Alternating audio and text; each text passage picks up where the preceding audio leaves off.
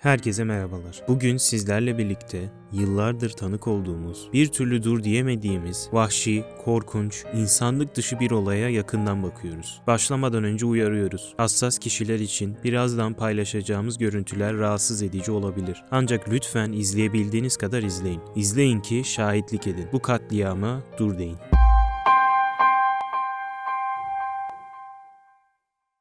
Daha çok Yulin Köpek Festivali olarak bilinen Liçe ve Köpek Eti Festivali, Çin'in Yulin şehrinde 2009'dan bu yana 21 ila 30 Haziran tarihleri arasında yaklaşık 10 gün süren eşi benzeri olmayan bir festivaldir. Festival süresince Liçe adlı meyve ve köpek eti tüketilir. Az da olsa kediler de köpeklerle aynı kaderi paylaşır. İlk zamanlarda 10.000 kadar köpek katledilirken 2015'te bu sayı binlere kadar düşmüştür. Çin, Güney Kore ve bazı diğer ülkelerde köpek yeme geleneği 500 yıl kadar eskiye dayanır. Köpek etinin yaz aylarında sıcaktan koruduğuna inanılmaktadır. Yerel yetkililer köpeklerin insancıl olarak öldürüldüğünü ve köpek yemenin sığır veya tavuk eti yemekten farklı olmadığını iddia etse de hayvan aktivistleri için durum böyle değil. Festivalde yenilmek üzere binlerce kilometre ötelerden getirilen köpekler küçük kafeslere adeta tıka basa dolduruluyor ve yol boyunca yemek ve su verilmiyor. Festival yerine geldikten sonra da yine aynı kafeslerde çaresizce ölümlerini bekliyor, diğer köpeklerin gözlerinin önünde canice katledilmesine şahit oluyor, ağlayarak merhamet diliyorlar. Köpeklerin bazılarının boynunda tasmalar oluyor. Bu da o köpeklerin sahipli olduğu anlamına geliyor. Yani bu festival için insanların evcil hayvanları çalınıyor ve bu durum hem köpek hem de sahibi için oldukça üzücü olabiliyor. Evcil hayvanı olanlar bu hissin ne kadar kötü olabileceğini sanırım daha iyi anlarlar. Festivalde tüketilen köpeklerin köpek çiftliklerinde yetiştirildiğine dair yaygın inanışa rağmen Asya Hayvan Federasyonu tarafından yapılan bir araştırma, tüketilen köpeklerin çoğunun sokak hayvanları veya çalıntı evcil hayvanlar olduğunu gösteriyor. Çin'de anket yapılan kırsal köylerin yaklaşık %70'i gizemli köpek kayıplarına maruz kalındığı yönünde. Ayrıca küçücük kafeslerde tıka basa ve günlerce kendi dışkılarında bekletilen hayvanlarda sağlık sorunları görülmeye başlıyor. Bu durumda hastalık yayılması gibi riskli olaylara davetiye çıkarıyor. Günümüz pandemisinin de yine Çin'de bir yarasadan bulaştığını düşünürsek çok olası.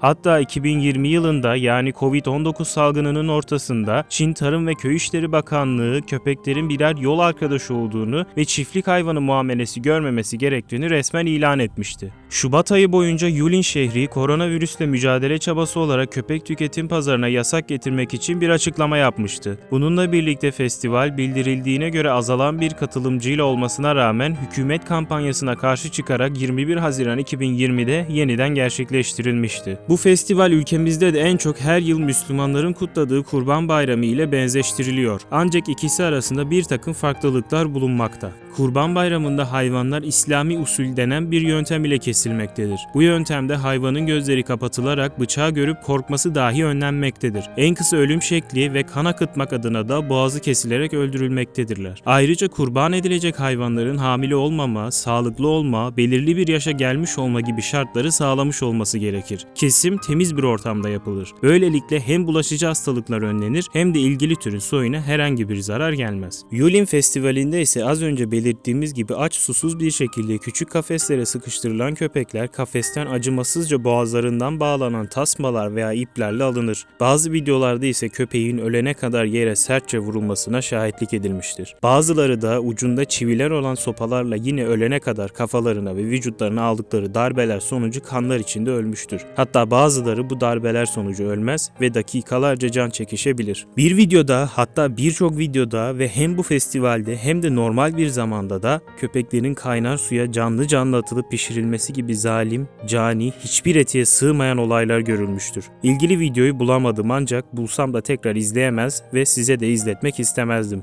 Hayvanın kazanın kapağına çaresizce kendini vurması ve çığlıkları hala aklımda. Şimdi bu festivale karşı ne gibi hamleler yapıldığına bakalım ve videomuzu bitirelim. 2016'da milyonlarca Çinli, Çin Ulusal Halk Kongresi milletvekilinin köpek eti ticaretini yasaklayan yasama önerisini desteklemek için oy kullandı. Aynı yıl Çin'de festivalin sona erdirilmesi çağrısında bulunan 11 milyon imzanın toplandığı bir dilekçe Pekin'deki Yulin devlet dairelerine sunuldu. 2014 ve 2016'daki raporlarda Çinlilerin çoğunluğun hem çevrim içi hem de çevrim dışı festivali onaylamadığını öne sürdü. 2017 yılında 1300'den fazla köpek aktivistler tarafından kurtarıldı. Bir ihbarın ardından köpekleri taşıyan bir kamyon durduruldu. Polis köpeklerin çoğunun çalındığını ve tüketime izin verilmediğini doğrulayarak gönüllülerin köpekleri kurtarmasına izin verdi. Köpeklerin %40 kadarı aynı zamanda bulaşıcı hastalıkları da taşıyordu. 2014 festivaline yönelik sosyal medyadaki öfkenin benzeri görülmedi. İngiltere Hayır Kurumu köpek etine hayır ve Yulin'i durdur adlı iki kampanya başlattı. Haziran 2015'te Birleşik Krallık'ta festivale karşı çevrim içi bir imza kampanyası başlatıldı ve 4 milyonun üzerinde imza toplandı. Çinli anket şirketi Horizon tarafından 2016 yılında yapılan bir anket, Çin vatandaşlarının %64'ünün Yulin Festivali'nin sonunu görmek istediğini ortaya koydu. Tüm bu tepkiler, kınamalar, protestolar sonucu katledilen köpek sayısında gözle görülür derecede bir azalma olmuş olsa da her yıl festival gerçekleşti. Bu videoyu yaptığımız tarih olan Haziran 2021'de izliyorsanız Instagram üzerinden bir kampanya daha başlatılmış durumda. İlla ki görmüşsünüzdür diye düşünüyoruz, ancak görmemişseniz ilgili Instagram hesabına giderek bağışta bulun butonu ile hikayenizde paylaşım yapabilir ve $0.01 bağışta bulunabilirsiniz. Umarız bu kampanya bir şeylere çare olur ve bu festival bir an önce tarihin kirli sayfalarına gömülür.